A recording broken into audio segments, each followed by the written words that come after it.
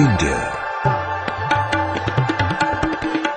a land of 1 billion people, of millions of gods, goddesses, and heartbeats pulsating with faith. A land where technology is seemingly all-pervasive. And quite often, this land witnesses some humanly impossible feats. 28 states, 7 union territories, 18 official languages, over 800 dialects, and the one word that describes India best is diversity.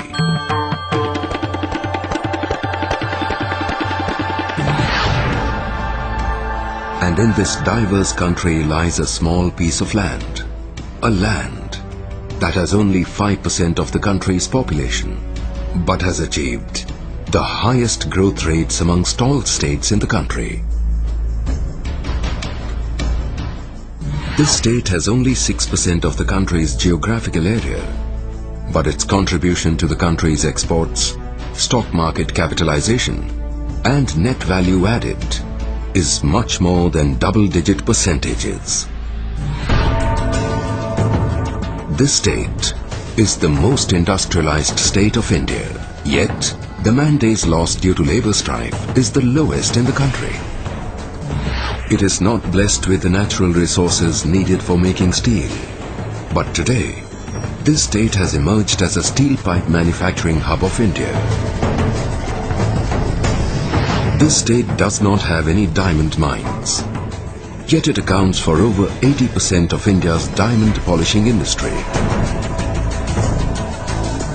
Rainfall here is scarce and uneven, yet this state is today on the verge of pioneering a second green revolution. This state is prone to natural disasters and calamities, yet after every such adversity, the people of this state have emerged stronger. And apart from resilience, the people of this state are known for one more trait: entrepreneurship. A trait that enables them to create opportunities where none seem to exist. And they create opportunities wherever they go. Of the 20 million non-resident Indians, more than 50% are from this state. Of the 5 Indians who form the majority of Antwerp Diamond High Council Board, 4 are from this state. The global castor seeds market is almost entirely controlled by people from this state. The motel industry of USA is entirely dominated by people from this state. And when the people of this state speak about their home, they do it with passion. As Reliance, we started from here. We learned some of our best lessons here in creating every single manufacturing facility from Naroda to the world's largest grassroots refinery in Jamnagar. It is a matter of great pride, pleasure and satisfaction for me to announce our intention to sign MOUs worth over 67,000 crores of rupees, which we will invest in the coming years. Yes, this is Gujarat, the land where people have had a global vision and the farsightedness to change the world and emerge as legends by pioneering economic development and social reforms, and in turn, enabling the state to emerge as a socio-economic superpower. Gujarat, a socio-economic superpower. Economic superpower.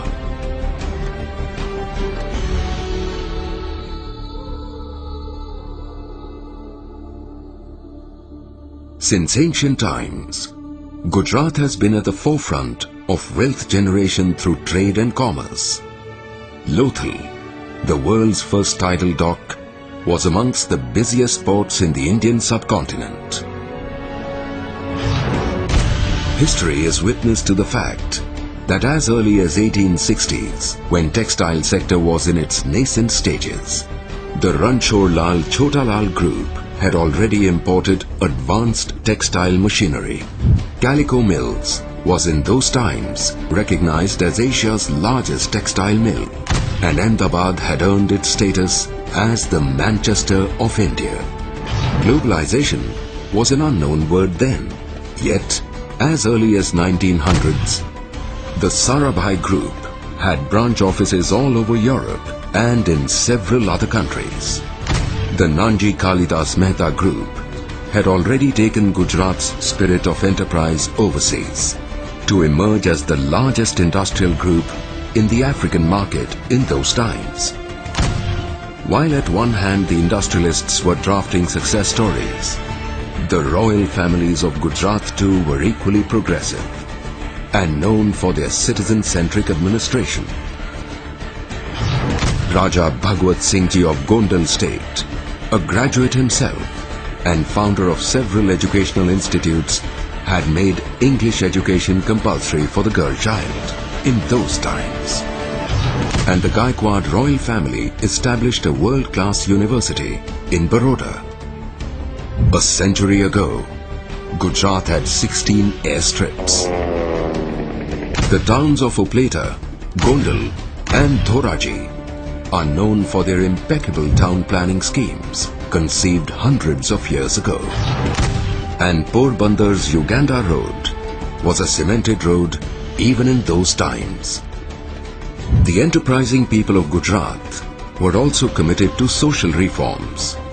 While in 1931, the Seth Vadilal Sarabhai Hospital was built with a noble thought of giving something back to the society.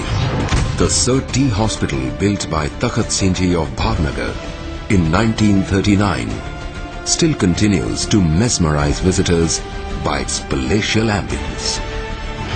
While Sardar Patel, Mahatma Gandhi and other patriots pioneered India's independence movement from Gujarat, Tribhuvan Das Patel, Mansan Chaudhary and several others sowed the seeds for a unique cooperative movement. And they were unsung heroes too. The tribals of North Gujarat, who sacrificed their lives for India's freedom. No internet, no telecommunications, no electricity. Yet, these stalwarts, equipped with a futuristic vision, just went ahead with self-determination and created opportunities where none seemed to exist. This spirit of enterprise reflects everywhere in the state, which is today home to several multinational corporations and India's leading corporate houses. And some of the most majestic economic landmarks of Gujarat include the Reliance Group's refinery at Jamnagar, a dream of Shri Dhirubhai Ambani, which is today the world's largest grassroots refinery, and Sanghi Cement's plant at Kutch, which is the biggest single-stream cement plant in the world. And you can sense this spirit of enterprise everywhere. In the windmills, in these power plants that facilitate 24-hour uninterrupted power supply, in the statewide water distribution system, in this expansive gas grid. The celebrations are a tribute to this spirit of enterprise. Gujarat is India's most industrialized state, and you can feel the vibrancy everywhere. In these academic institutions, in these world-class research centers, in these factories focused on productivity. And the celebrations are a mark of respect for this vibrancy. Gujarat has emerged as India's growth engine, and you can see the growth all around in these shake hands that are attracting global investments, in these check dams and bori bunds constructed through people's participation, in these global gateways that have ushered in port-led development, and in the political will that has facilitated the transformation. And the celebrations are to acknowledge this integrated growth. It is Gujarat that pioneered a white revolution. And it will be Gujarat which will lead the second green revolution. Gujarat today is the petro capital of India, the diamond capital of India, the denim capital of India, the SEZ capital of India. And the celebrations are in honor of the economic freedom that Gujarat continues to nurture.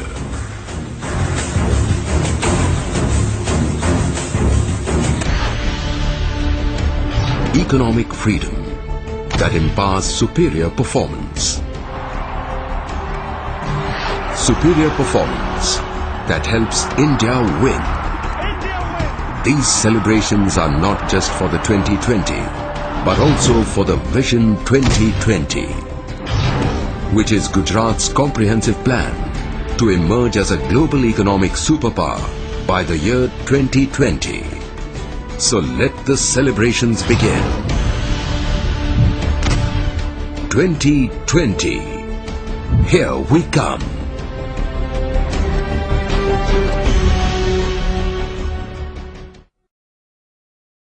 A land that has only 5% of the country's population, but has achieved the highest growth rates amongst all states in the country. This state has only 6% of the country's geographical area, but its contribution to a land where technology is seemingly all-pervasive. And quite often, this land witnesses some humanly impossible feats. 28 states, 7 union territories, 18 official languages, over 800 dialects. And the one word that describes India best is diversity.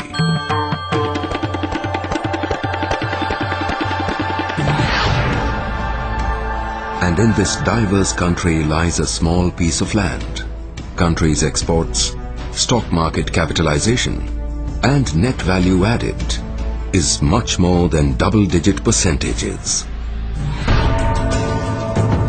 This state is the most industrialized state of India, yet the man days lost due to labor strife